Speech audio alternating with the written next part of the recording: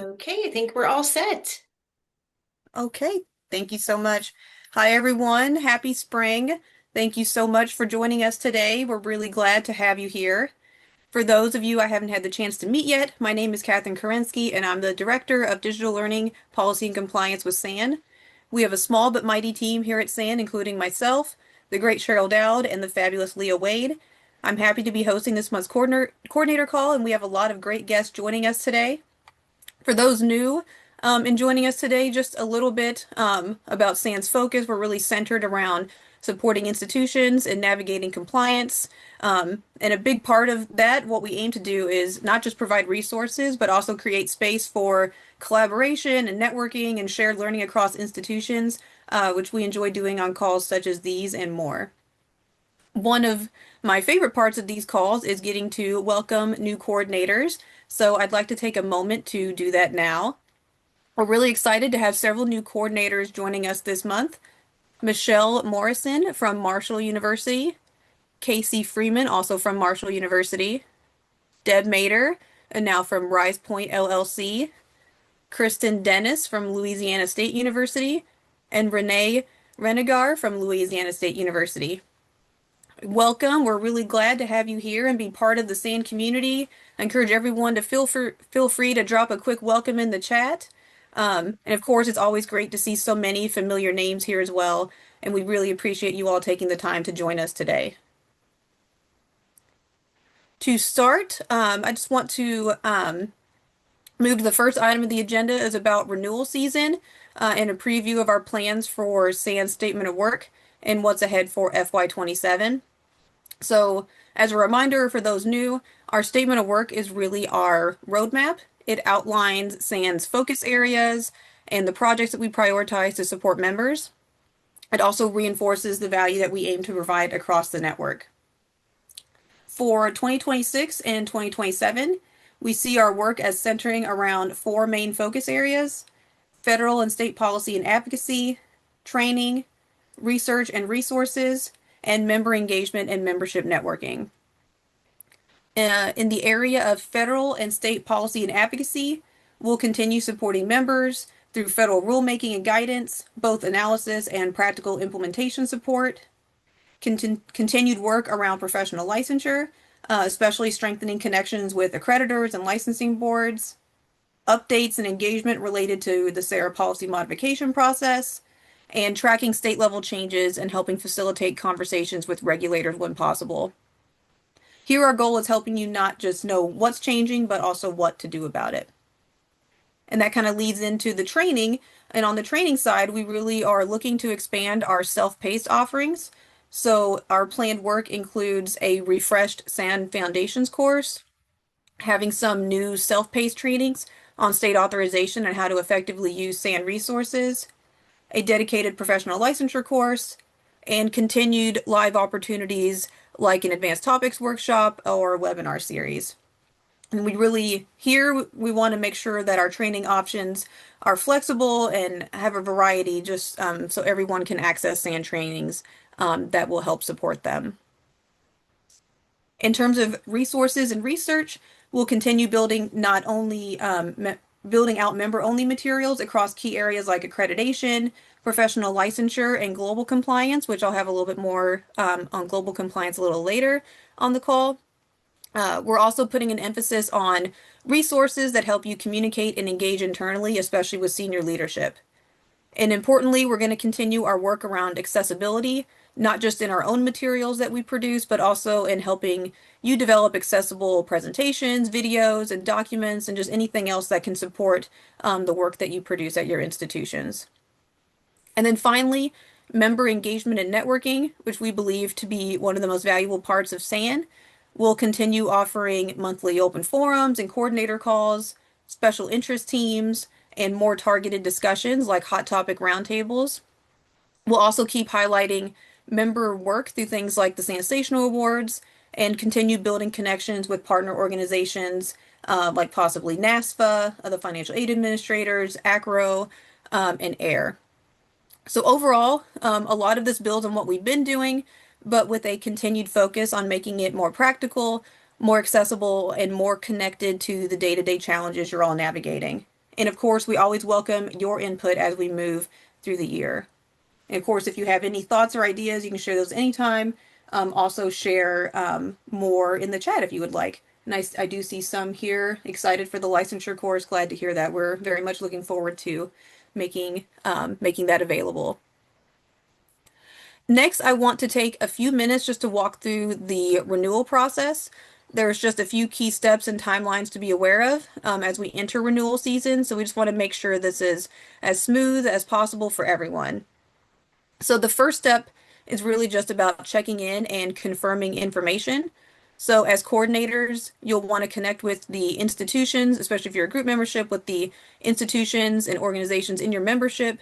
Make sure that the contact information is up to date and that the list of participating institutions or organizations under your membership is still accurate. This step is really important just to make sure everything flows correctly into renewal. From there, the next step is where you would let us know if anything's changed. So if there are any updates at all, that could be staff changes, mergers, or a decision not to renew. We ask that one coordinator send those updates to Leah by April 30th. And if we don't hear from you, we'll assume there are no changes, and so that just allows the membership to automatically roll into renewal. At that point, invoices will go out in mid-May, and if it's helpful for your internal processes, you can request an early invoice. New this year, you could also request a 2-year invoice, which allows you to lock in the current rate for FY27 and FY28. Just as a quick note, fees will remain the same for FY27. They actually haven't changed since 2017. We are beginning to take a look at our fee structure longer term and what that might look like for group memberships in the future, but there's nothing finalized at this point. We would be sure to share more well in advance if there are any updates, but just wanted to be committed to transparency, that there is a chance of a very modest adjustment to only group membership fees, not individual memberships in FY28. The next step after that is just, that the invoices will be sent out in mid-May to the designated coordinator, and then step 4 is payment. Payment is due on July 1st, which aligns with the start of the new fiscal year. That said, we know that timing can vary across institutions, especially with fiscal year transitions. So if you anticipate any delays, just let us know and we're happy to work with you. So overall, that process is, pretty straightforward. The key piece is just making sure we hear from you by April 30th if anything has changed. And just to note, all of this information will also be included in a follow-up email that Cheryl will be sending out to coordinators by the end of the week, including the statement of work. So you'll have everything in one place to reference and share as needed. We just wanted to give a preview of what's to come here on this call. Leah, is there anything that you would add? Not at this time, but if anyone has any questions, they can absolutely feel free to reach out to me. I'm happy to help. Awesome. Thank you so much. So let's see. Don't see any questions in the chat, so I'll move to our next item, which is about our celebrations. So this year is a big one. SAND is celebrating its 15th anniversary. We'll be marking that in a couple of ways, which we're really excited about. And I'd like to ask Leah if you could come on to share more about those celebrations. Sure. Can you hear me all right, Catherine? Yes. All right. Thank you. Yeah, so we're excited. It's 15 years this year. So on Tuesday, April 7th, during our open forum, we will have a very big virtual celebration. Our celebration will include several treasured presenters, special guests, prizes, and sharing of spectacular submissions of limericks and videos celebrating SAND. The registration link for that was sent by email last week, but you can also find that on the homepage of the SAND website. Please consider submitting one by Friday. We've extended the submission date to the 27th. So if you could send that to the SAND info, let me put that in the chat. We would love to see what you guys come up with. let's see.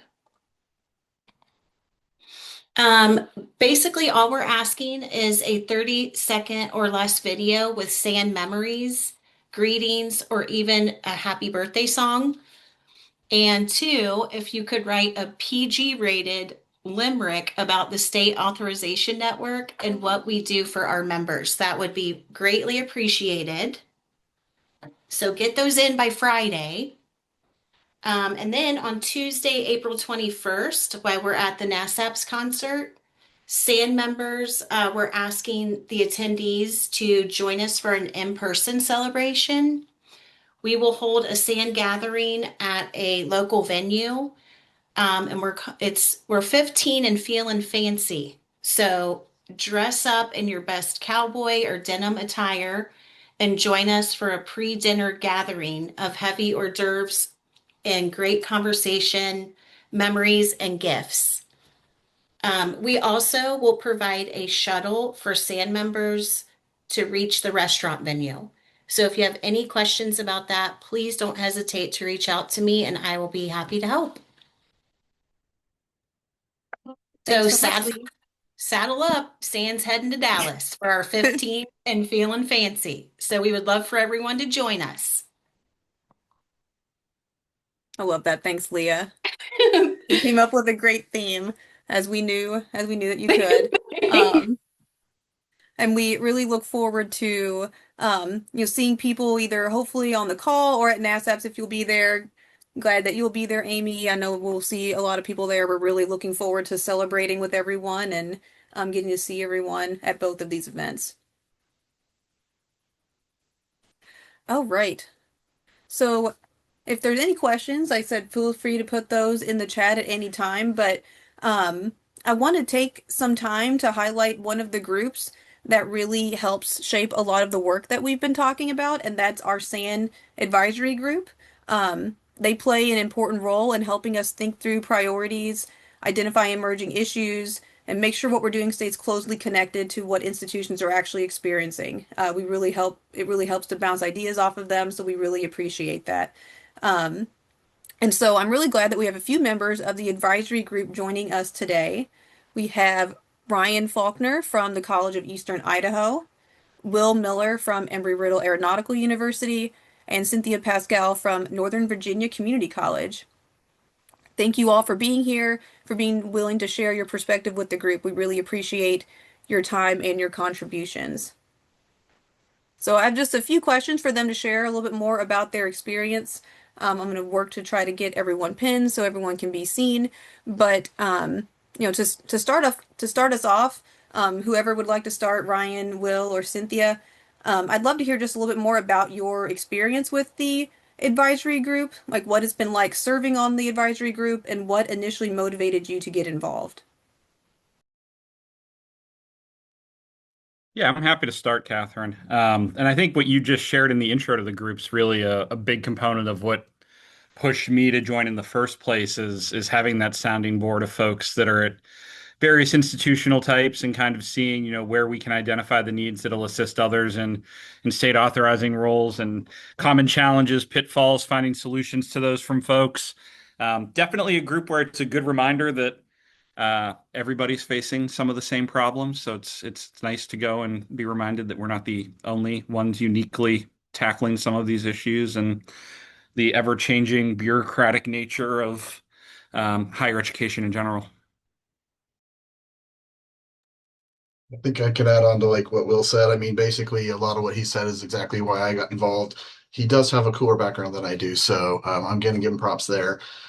For me, it was just more along the lines of trying to find the time to do this where it's really important. We're kind of a smaller school. We probably don't have nearly the, well, we don't have the need as a lot of other schools do in a lot of ways, but it's really important to know. It's really important to be a part of. It's really difficult at certain times to find time to go learn something unless you're kind of forced into it. And I really wanted to be a part of this to learn more about it, possibly give back. As Catherine and Cheryl know, every now and then we do find some weird things at our little school that can kind of help in some ways. If there's a way of breaking something, my little school will find a way of doing it. So But it really is just kind of getting involved in just staying active. And to me, it really is that relationship. And so not only do I get to meet people when I go to conference, but I also get to work with some really smart people that are going through some very amazing and difficult things. And just being aware of what the policies are and the changes are key. And for me, I come from a really, really large institution and we're really well resourced, but not in this area. And so what happens is we have to figure it out. And we're the sixth largest community college in the nation for online learning. So we do get impacted a lot with state authorization questions, but don't really have a landing place for where that questions go. So like, where does the single point of truth? And if we're struggling with it, I know others are, right? And so that's why I got on the advisory board is really like, because if I'm having this problem, chances are others are, and I'm a pretty loud voice. I have no problem being like, I'm struggling. So it's kind of nice because it also serves for advocacy, like not only advocacy for like free and open educational resources, but advocacy for me to say like, this is important. And it's not just, I'm not just saying it's important. Others are saying this is important. I found that to be very helpful as well. That's wonderful. Thank you all for sharing your motivations in joining, and we definitely are happy to hear that there's value in the community that it builds. So thank you all for that. Next, I just want to know, and this is just very, personal from your perspective, what SAN resources or initiatives over the past year have been especially helpful or valuable for members, especially thinking of your institution and your use of resources. For us at the college, just the up-to-date information. So I know there's a lot of other big resources, but the up-to-date information, the webinars are key for me, and be able to take that information back. But I know it's not just to this year, and actually we participated in the foundational course, a couple of years ago with one of my people. That was huge, especially for a school like us. I don't get to travel other than the one conference. And so having access to webinars, having access to the up-to-date data, not being able to, I guess, mingle with some of the other members as much as I'd like. And even in our state, we're not exactly, nobody in Idaho is really pushing the boundaries on online and across the board. But having that relationship with those folks is helpful. We're a fairly big state, so sometimes having the ability of connecting with like Amelia and some folks at Boise State and some of those folks is really helpful, and having that connection. So for us, I would say, those are the areas that we benefit from the most.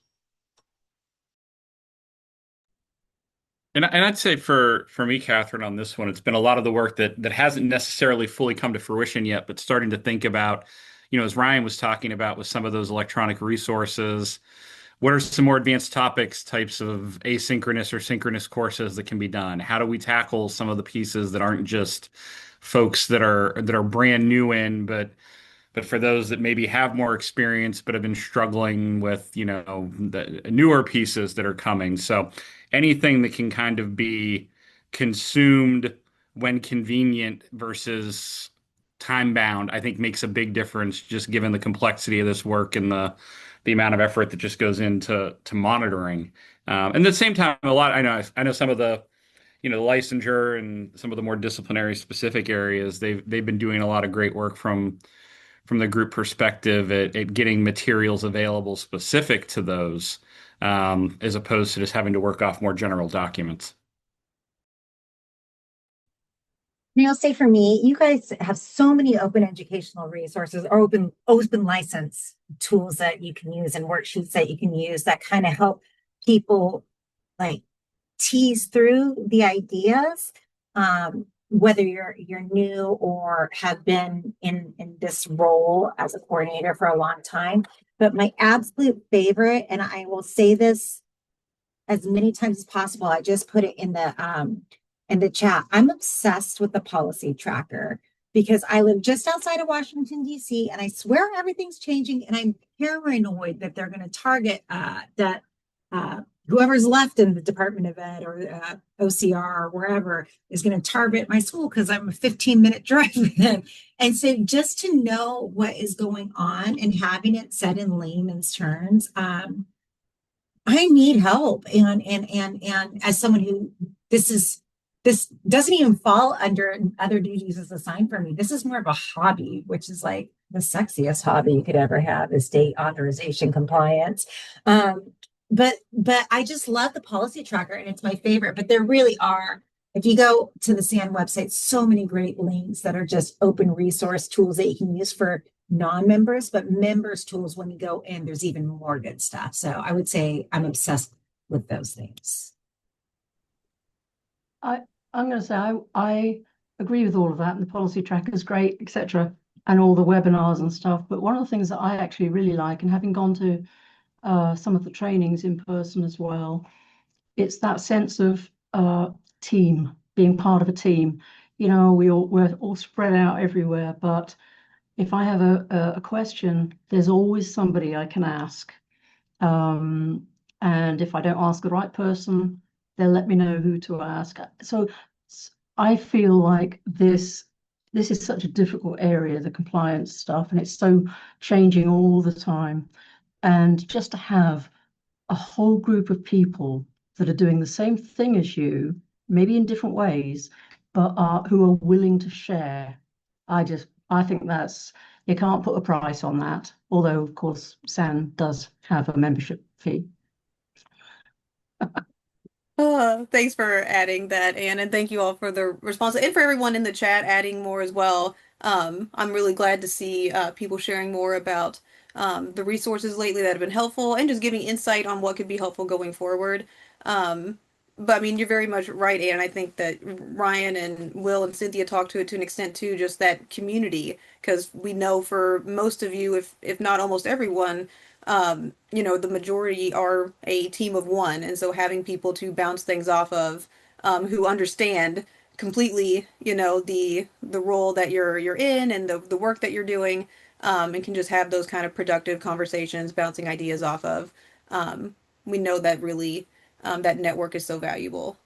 So thank you all for sharing.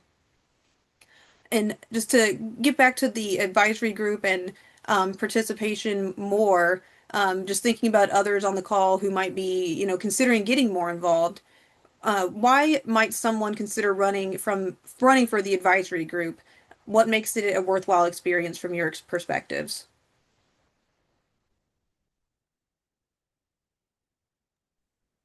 I just like service leadership. It's a really big passion of mine. And so to do service leadership in something that you think is fun and exciting, it's a great opportunity to, not only like learn more about, the different angles that have to do with SAN, but really to kind of grow as like a servant in your own right. And it just is very fulfilling. And it's not a heavy lift. I'm going to put it out there. Like when you think about boards and things like that, it can feel very daunting and very project based or things like that, but it really isn't. It's like, hey, do you have the time? If so, can you give your feedback? Kind of like the call out for today's conversation. Who's available?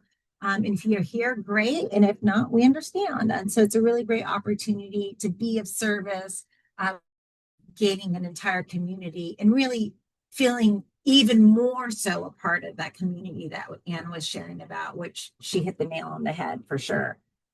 So that's what I would say, consider running. And you can't make the basket if you don't take the shot. And that's my March Madness reference. I like that reference. To go on, Cynthia. And I agree. I mean, I think that's a big part of it is, with what some others have shared, institution types.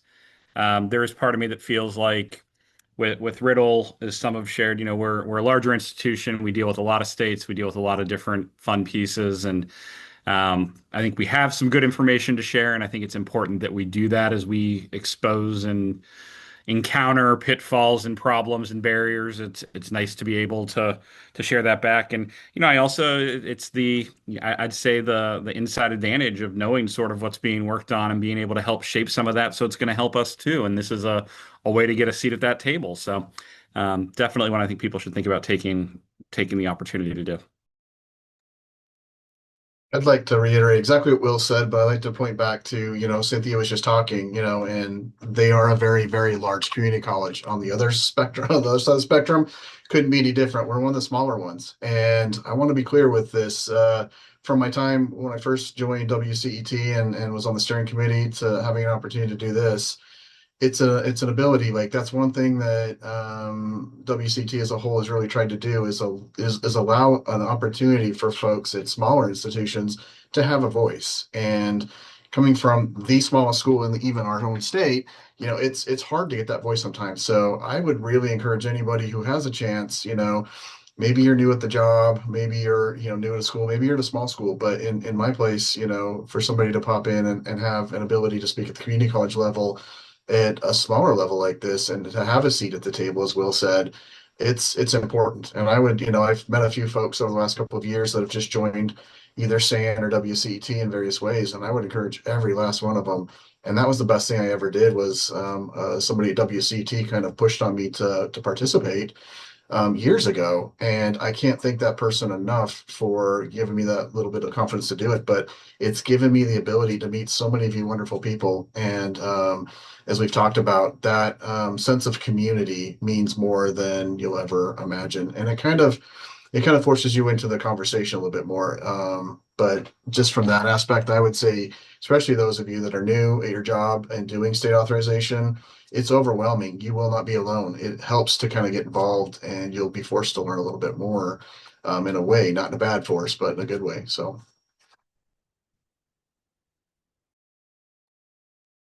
Thank you all for that. I think it's really helpful insight and just to hear, directly from you all who are involved in that work. I mean, obviously, we can talk about the advisory group and its goals and things, but I think just hearing that it is a valuable experience for those involved, and especially just hearing that, from my perspective, hearing that it is not like an overwhelming amount of engagement. Obviously, we want to engage you all more opportunities like this to share more because we just find that valuable, but trying to strike that balance between making sure this isn't too much of a commitment on your already busy plates. So it's really good to hear that, it's kind of a good balance, and that the feedback is helpful.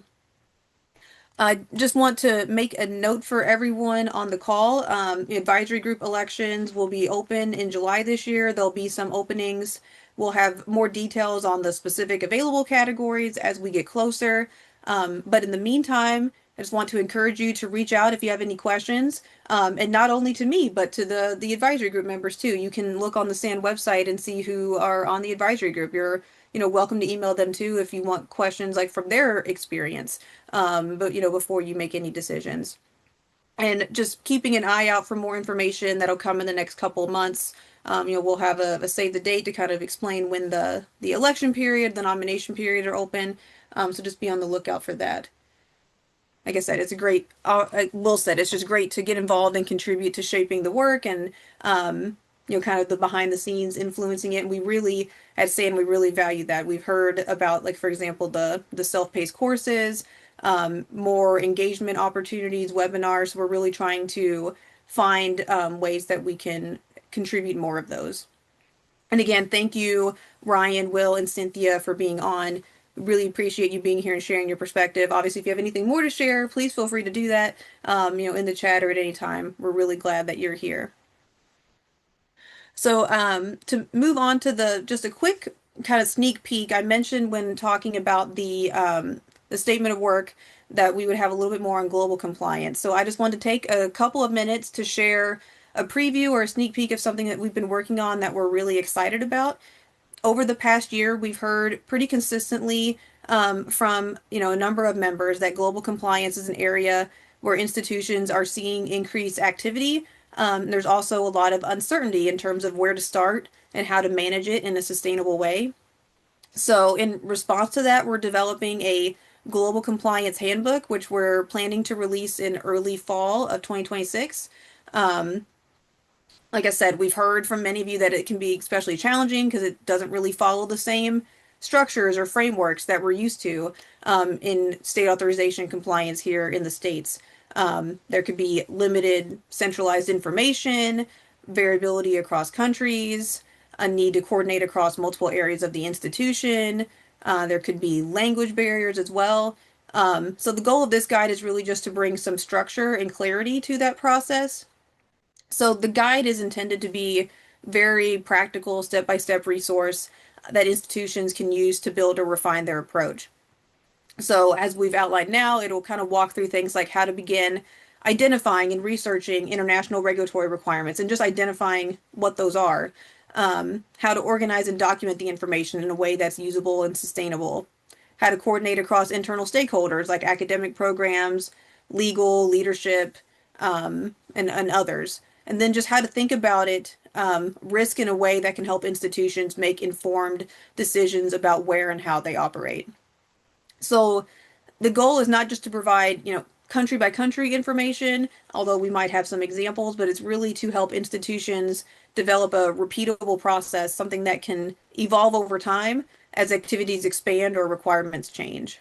Because again, we know this is an area that's going to look differently from one institution to another, so we want it to make it so that it's flexible enough to be useful across a range of approaches, whether you're just reviewing inquiries as you receive them, or whether you're taking a more active or proactive approach to enroll in other places. So we're looking forward to sharing more as that resource gets closer to release. And again, always feel free to reach out to me if you have any questions, either about this report or even just global compliance in general. Global compliance is the area that I help support SAN. So I'm always happy to discuss global compliance or any issue, but definitely that I'm happy to help with that. So just to shift into another discussion of another recent resource. Last year, we had a survey on professional licensure, and earlier this year we released a report of those results. We think it's a really valuable resource that really illustrates the workload demands of this area, and we really hope to amplify that just to make it more known across the higher ed community at large. So we're excited to spend a few minutes to talk through not just the findings, but how institutions can actually use the report in practice. And so I'm really pleased to be joined by my co-author of the report, Sarah Cheverton from James Madison University, where she can share some of the insights that she had from it from a practical perspective. And so, Sarah, just to start us off, could you briefly describe the SAN Professional Licensure Survey and what the report is designed to help institutions understand? Yeah, sure. Thanks, Catherine. And for those of you who have worked with Catherine before, I now know how great it is to work with her. So if you have a chance, do that.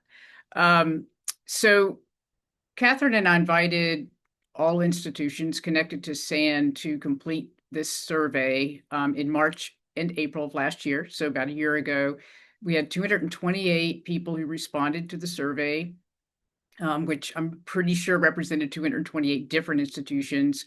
And my assumption is that some of you were ones who responded, so thank you. We also conducted in-depth interviews with 8 individuals, and I know that some of you are also on this call. The purpose of the survey and those in-depth interviews was to investigate the degree and type of work that many of you, or most of you, and I and others are performing to comply with these regulations around licensure programs and their ability to meet the state requirements to obtain the licensure. We were especially interested in how the 2024 certification procedures were impacting the compliance work. And so what we're hoping is that this report can help to inform institutional leaders and state and federal administrators, state licensure regulators, that this work requires much more time and energy and skills and resources, and dare I say, temperament. I don't know if more temperament, but a different certain type, than folks might be aware.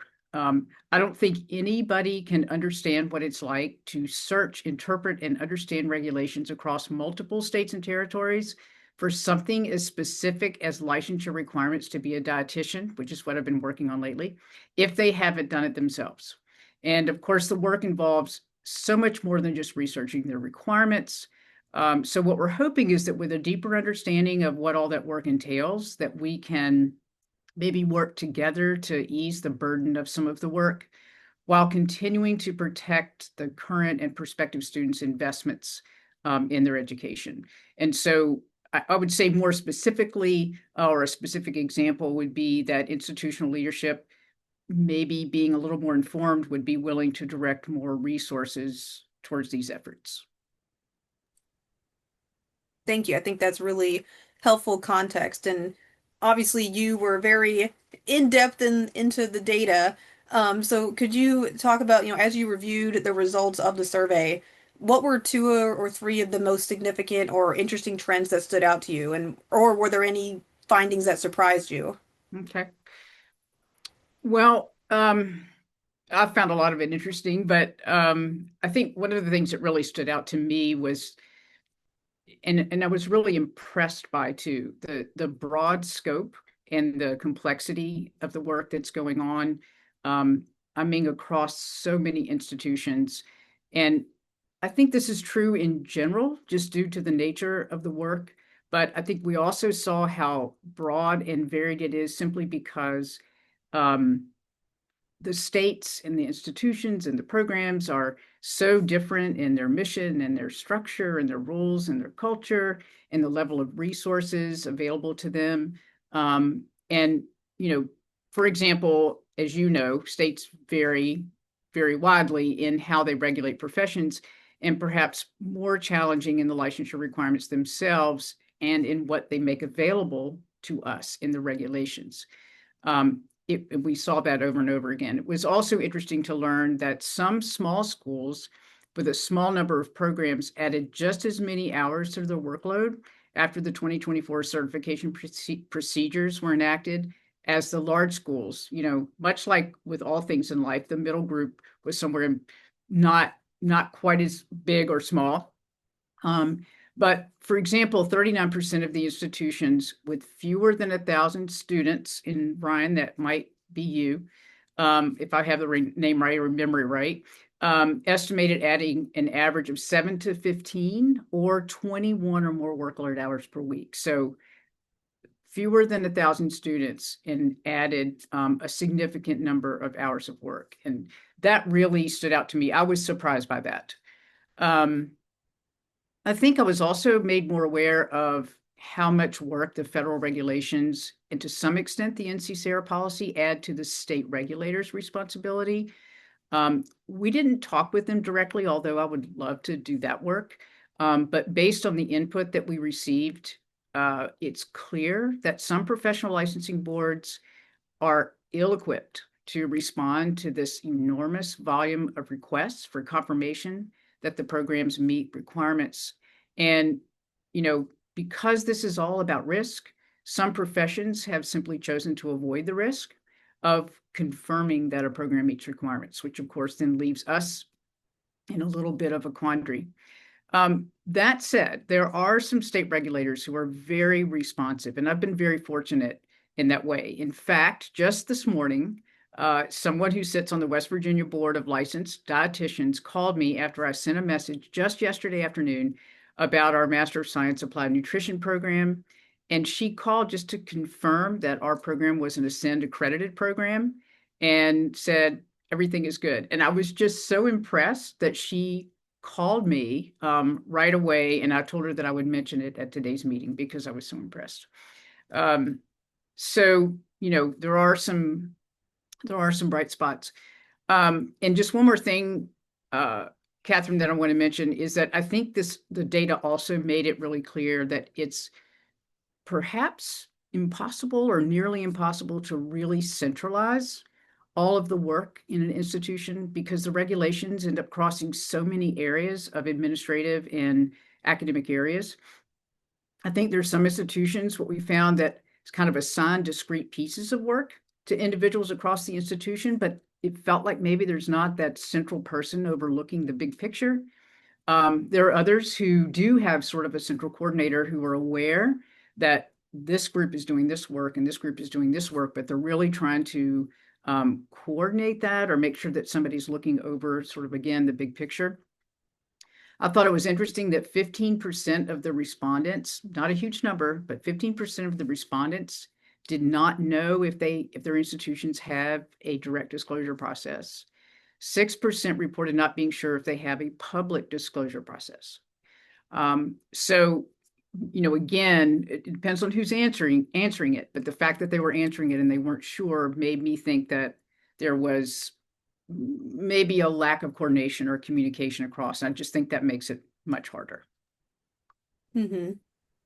And I think that kind of leads into the next question a little bit, just because you mentioned about institutional practice and coordination. Based on the responses, what do you see that these findings tell us about how institutions are currently approaching professional licensure compliance? I think what really was clear to me, and again, it's like I kind of knew this, but this helped to make it clear, is that there are some institutions who are more risk averse than others. And that influences how they do their work. I mean, it makes sense to me, but to sort of see that, for example, an institution that is highly risk averse might restrict enrollment just to their home state, just to be on the safe side. We're not even going to look outside. We have plenty of people in our state who can do this, and it will just be easier. So part of that's risk averse. It might also be this is just more efficient. But it's not just institutions that are highly risk averse who restrict enrollment. About 1/3, there were 32% of the respondents reported it restricting at least one licensure program or limiting enrollment in specific states. And these institutions are what I might term risk reasonable. I just made that up. I don't know if it's a good term, but risk reasonable, because the reality is that sometimes the information just isn't there. And without it, we really are risking our reputation, risking fines and so on. And so, if we enroll someone who then finds out they can't be licensed in their state. And so I'm not sure that that's what sometimes is a more negative term of risk averse, but just sort of risk reasonable. 58% of the respondents indicated that difficulty obtaining clear or updated information from licensing boards was a primary driver of restriction decisions. So it's like, if we don't know for sure, we better not take that chance. And of course, there are certain states that are more challenging than others, and we got a list of those. I won't share what they are. But finally, some schools restrict enrollment simply because they don't have the human and other resources to do the research. That's I guess common sense in a way. I thought it was also interesting to see what kind of programs were most vulnerable to enrollment restrictions. There was no surprise that teacher ed topped the list. I think we all could guess that. But more surprising to me was nursing and mental health fields. I just hadn't really expected that. Another thing that I thought was kind of interesting, and I think it was sort of Catherine and Cheryl's reaction to how many institutions are using that prospective student attestation to get around the issue of what I call an ineligible state, meaning where our program doesn't meet the requirements. 43% of the respondents indicated that their institutions are utilizing it. And Catherine, I don't know if you want to now or maybe later talk about, why that might concern you. I think it was more of a concern about that. I don't know if it'd be a concern. I certainly don't want to speak for Cheryl. I think the main thing would just be ensuring people understand the attestation and when it can be used in the right way. Just making sure it's being used appropriately, like pursuant to the regulation. Like you said, it's just hard to know that, and just making sure that people are aware that is as an option, it's not a requirement, and that it just needs to be used in the correct way. Yeah. And that requires some of the coordination, like you were talking about. So I think it might be good to shift to that a little bit, in that thinking of how this type of data and the practices in it can be used internally. So how might compliance professionals use this report to help communicate with senior leadership about the scope or importance of licensure compliance? And are there any specific parts of the report that really help illustrate why this work requires the coordination across different areas that you mentioned earlier? Well, as I mentioned earlier, I think we're hoping that the report can help inform institutional leaders that this work just requires so much more than what I think they might be aware of. And I think it's also important that they understand its importance in student recruitment and in institutional reputation and avoiding unnecessary fines. I'm not sure that they're always clear about, that those possibilities and that how much damage they could do. And so I think it's our responsibility, probably, if there's no one else, to help explain that. And so, again, my hope is that if you are an institution that is really struggling to do the work because you don't get the support or resources that you feel like you need, this might help to do that. I think that leaders can support us in several ways. One way, of course, is by directing more human resources towards the work. And we did ask how many institutions had hired additional staff after the 2024 certification procedures were enacted. Only 22% said they did. There are 23% considering it, but 55% reported not hiring additional staff. But what they made clear is that not hiring more staff did not mean they didn't need it. And that really stood out to us. It's just the resources aren't there, the support isn't there. And so how can we advocate for more resources, whatever those are? And hopefully this can help leadership to reconsider. I think that additional staff maybe isn't the only way that they can help. I have found it really helpful when my dean, director, whatever you want to call him, he is, if I need help from maybe another area of the university and I don't necessarily know someone there or have a good contact, he can help sort of, what do they call it? Grease the skids. I can't remember what it is, but he can kind of help that relationship. And I think that the provost can help do that, because if they understand how important this is, then they can communicate to academic leaders and other folks to say, look, this is really important. You really need to work with her to do this. And that comes in the area of IT as well, because IT offices are so slammed all the time. And so to get up the list of priority can sometimes be challenging, and sometimes does require a word from, a higher up in order to make that happen. Another thing that I thought was really important that came out is that it's important for leadership to know that while automating processes can really help, it does not mean that people are no longer needed in the process. And this is true in general. I work with automation quite a bit in my class and some other areas. And I do think that sometimes we're under the impression that once we automate something, then people can just leave it alone. It may help reduce the number of people we need, but it definitely does not eliminate the need for people. And I think that's a really important thing to share with leadership. I think that's really great. Thank you for sharing that. One thing I wanted to go to is just thinking of how the report could be useful beyond the institution as well. So maybe thinking about, are there ways institutions, might use these findings when communicating with either programmatic accreditors or licensing boards?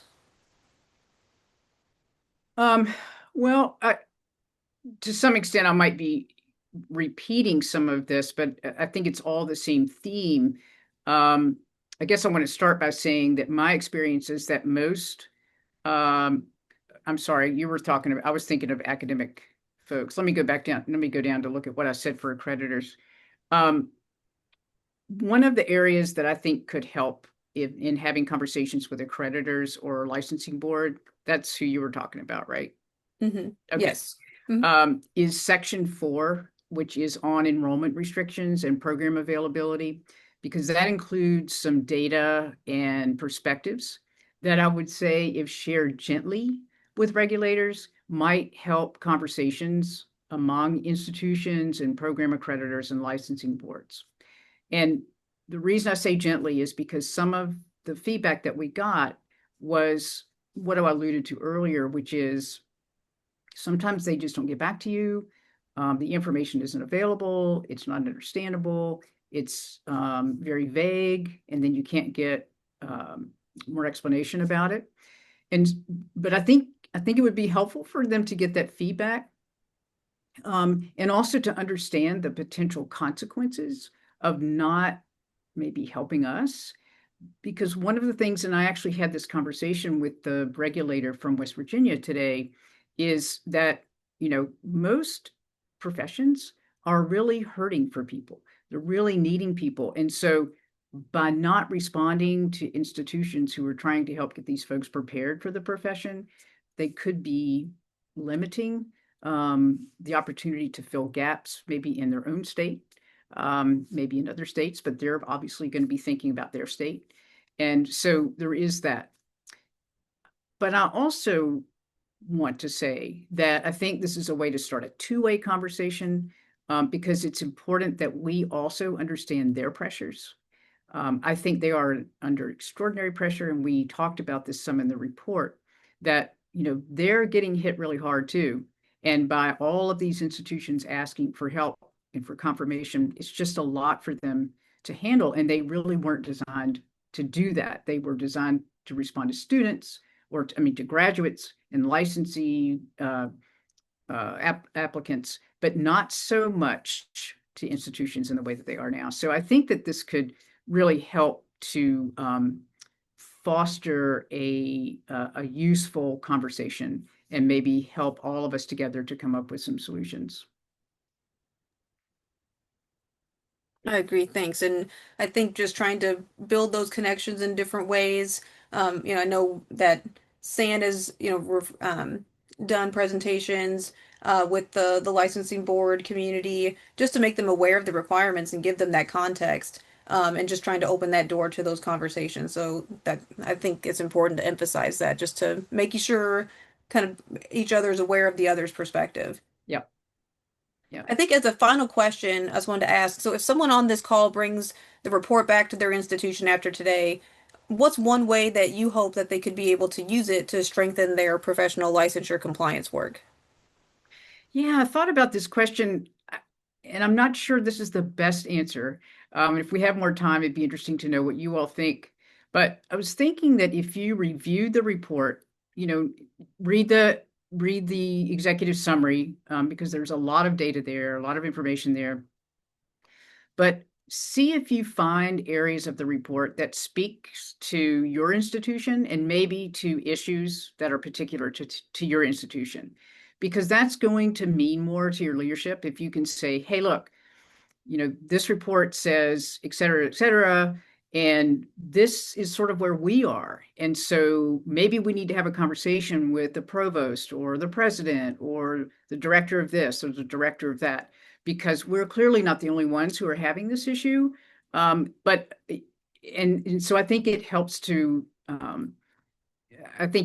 make the report more meaningful when we're not just looking at it overall, but there are some very specific things in here that speak to some of our concerns, and we know that others are out there dealing with the same thing. So maybe we need to reach out, try to find some of these folks. But I think the more specific you can be in terms of data or issues or perspectives that are shared in the report, and you share that with your leadership, I think it will be more meaningful to them. And of course, the other thing is, this also helps you see, and you all probably know this simply by being SAN coordinators, that you're not alone, and that there are many folks who are dealing with many of the same issues, but maybe in a little different way. And so I think it just helps to reinforce that idea that you've got a pretty big support area, at least outside of your institution, support group. Mm-hmm. I agree. Thank you. I think this has been really helpful, and hopefully gives everyone some practical ideas for how to take the report back and apply it in their own context. And I shared a couple of blogs in the chat just for some more context. SAN's always looking for ways that we can try to get this message out there to more. I mean, obviously, I imagine that for those of you doing the work, a lot of the findings were not that shocking, that it's hard. It added, more hours to your role. So we're really just hoping by, presenting to different groups, having blogs in Frontiers that kind of explain a little bit more about what the work entails and reaching a broader audience, that could help reach audiences that could support the work that you do more, and kind of give that clarity so that they can see that it really is a lot more involved, clarify misconceptions that program compliance is just submitting a simple form and it's done. Like we all know that that's not the case, and there's a lot more involved in that. So we hope that by reaching out, kind of expanding our reach and the more groups we can present this to, that it will overall help everyone's work. So thank you, Sarah, for presenting. Great Thanks. job presenting a lot of information. Like I said, I shared all that in the chat as well for more people to take home. Great. Thank you. Before we wrap up, I just want to take a moment to share a few quick announcements and reminders. So things that are coming up that we hope you'll be able to participate in. First, we mentioned NASAPS. The NASAPS conference is coming up in Dallas, April 19th to 22nd. SAN will be actively involved, and we'd love to see you there. There's going to be a lot of SAN member presentations, special SAN meetings, and of course, we'll be celebrating the SAN 15th anniversary, as Leah explained earlier. I think it's a great way to connect with peers and learn from one another, and also to connect with state regulators and SPEs. I also want to note, just to save the date for our Advanced Topics webinar series in June, we're planning on that being June 16th, 17th, and 18th for 90 minutes from 2:30 to 4 Eastern Time. We're pleased to have session topics covering the AHEAD committee, such as the accountability framework, a session on professional licensure, and topics on accreditation from the AIM negotiator rulemaking. We'll have more details on that soon, so keep an eye out for registration information, and please feel free to reach out with any questions. And finally, if you haven't already, follow SAN on LinkedIn. We regularly post and share updates, resources, and announcements there, so it's a great way to stay connected between calls as well. And just to wrap up, thank you all again for your time today. Thank you for all of our special guests joining us. And just thank you for everything you do to support compliance work at your institutions. We really appreciate your partnership and participation in these calls, and we look forward to continuing to tackle this work together. So again, please feel free to reach out if you have any questions. Have a great day, everyone.